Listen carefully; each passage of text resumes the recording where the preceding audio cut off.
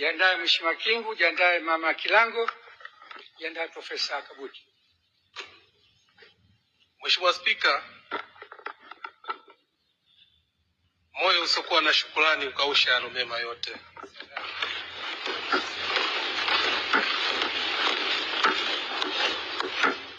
Kwa dhati ya moyo mmenipa nafasi hii kutoa shukrani kwa niaba ya wananchi wa mkoa wa Tanga.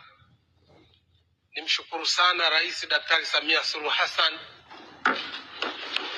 moyo wake na upendo wake wa kumkaribisha Rais wa Kenya wa Jamhuri ya Kenya Dr. William Samuel Ruto.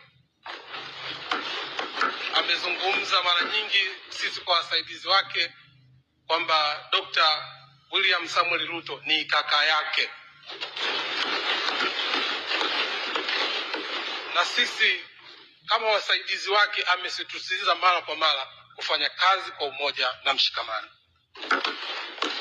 Nataka nikuhakikishie Mheshimiwa Rais Dr. Samuel Ruto, mimi ni waziri wa maji ambayo nimepewa dhamana. Tunafanya kazi kwa ukaribu na Mheshimiwa Engineer Eric Mugaa ambaye ni rais wako wa maji na umwagiliaji wa Jamhuri ya Kenya. Mheshimiwa Spika, dunia ya sasa inataka viongozi watakaoleta matokeo, na baba wa taifa aliwahi kusema uongozi sio cheo, uongozi ni matokeo.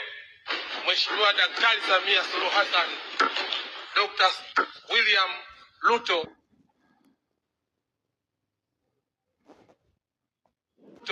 hawa ni viongozi wetu wa matokeo. Tuwapigie makofi mengi sana.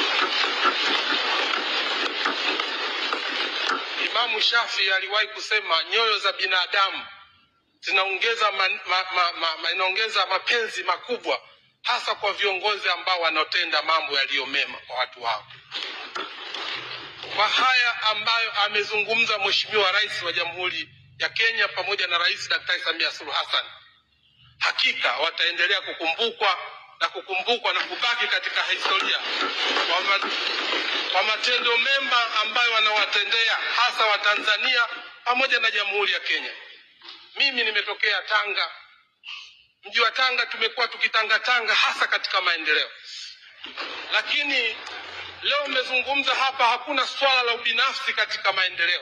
Umesema refinery ikajengwe Tanga. Mungu atakubariki Mungu.